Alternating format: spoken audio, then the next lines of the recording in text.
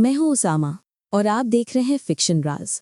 रात के 12:25 डीजी खान के करीब पतली सी सड़क पर दो दोस्त बाइक पर लौट रहे थे जब पुलिस वैन ने उन्हें साइड पर रोक लिया। रोजन का नाम सुनते ही वहां बैठे सब अफसर एक पल के लिए खामोश हो गए। और फिर वो रात जिसको याद करके आज भी गर्दन पर ठंडी हवा गुजर जाती है। आप अगले चंद लम्हों में एक ऐसी नाइट राइड पर चलने वाले हैं जहां हर मोड़ पे फैसला भी उनका था और किस्मत भी। पुलिस वैन के शेडेड हेडलाइट्स के बीच दो जवान खड़े। एसएचओ नीचे उतरता है, सख्त लहजे में सिर्फ इतना कहता है, इतना जरूरी है जाना।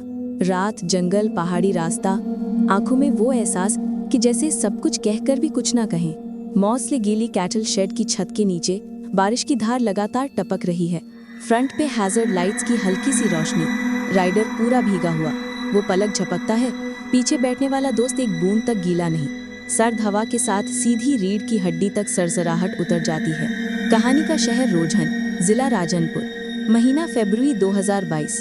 ये वाकया हमारे सब्सक्राइबर चंद ने शेयर किया, जिसका असल घर सियालकोट है, लेकिन वालिद की जॉब की वजह से उस वक्त रोजन में रिहाइश थी।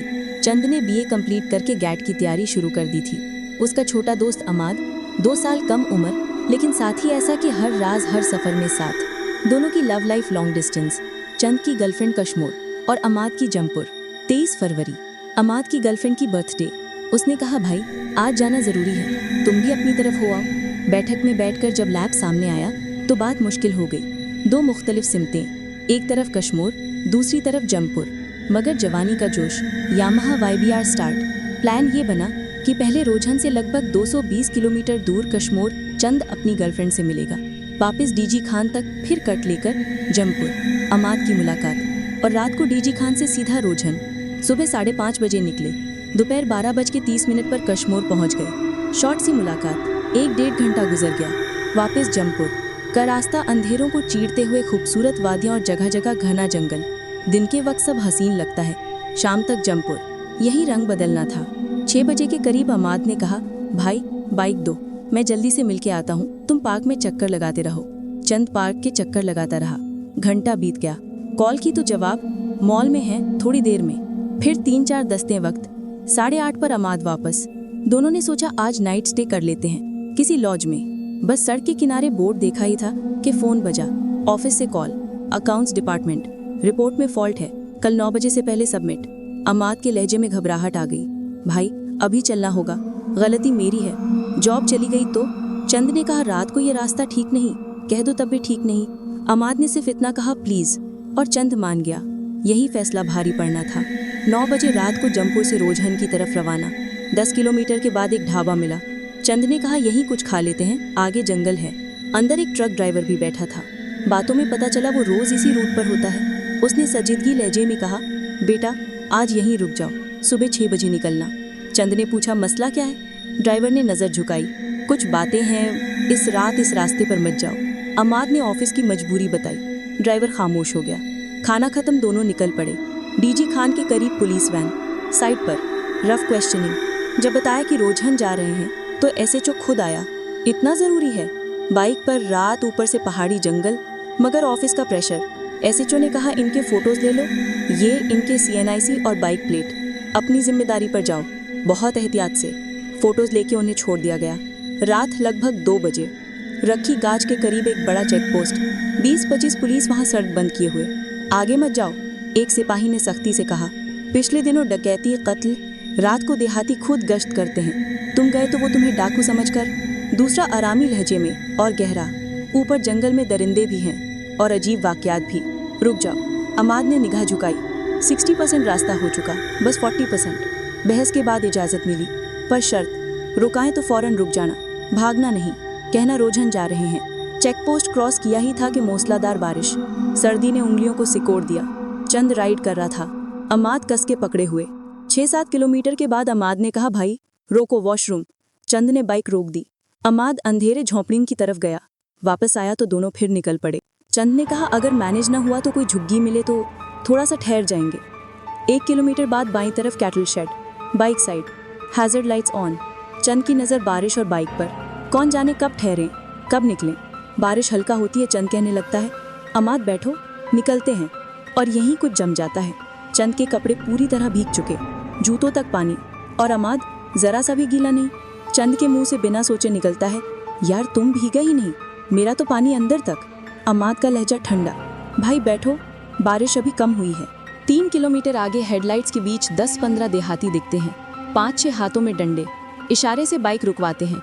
चंद साइड पर करता है। सवाल, कहाँ जा रहे हो? रोजहन, अकेले हो?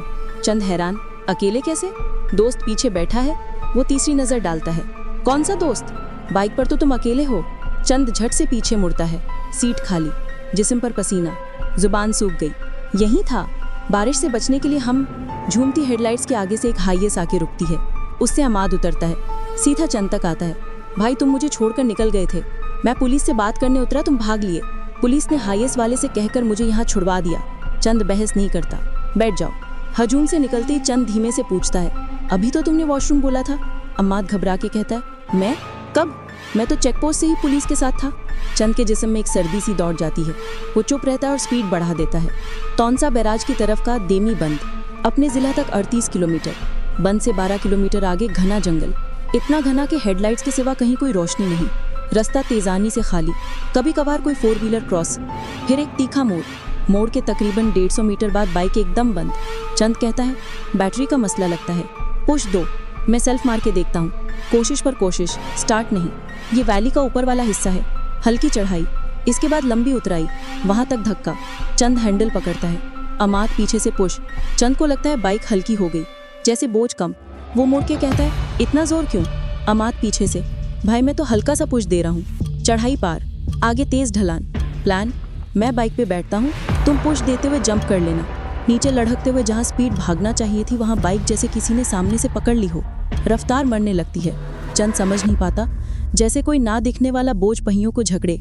इतने में अमाद का सांस के करीब सरगोशी, भाई पीछे से कोई आ रहा है।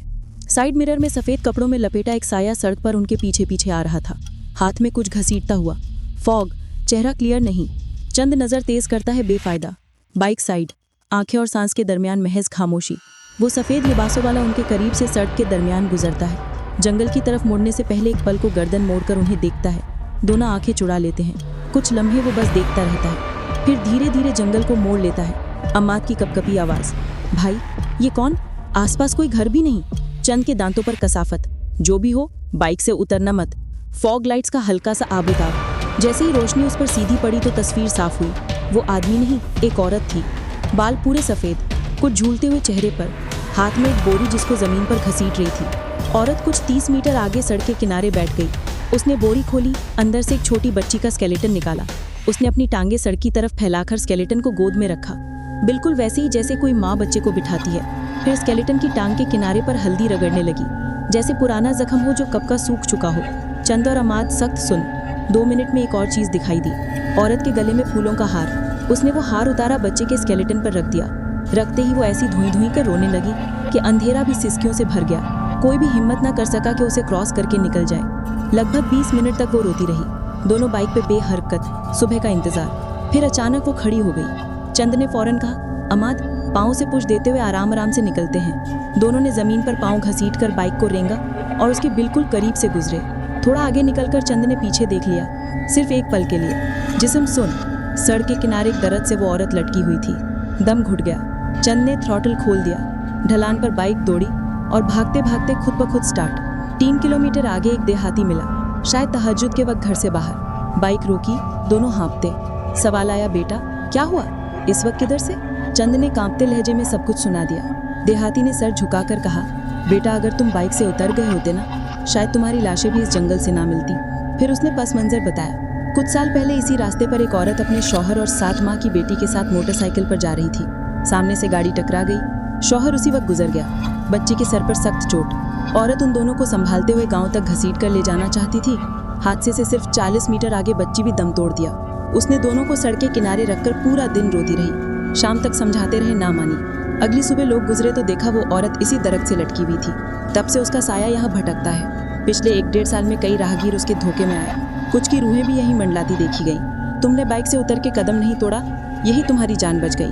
देहाती ने पानी पिलाया। कुछ देर वहीं बैठकर होश संभाले।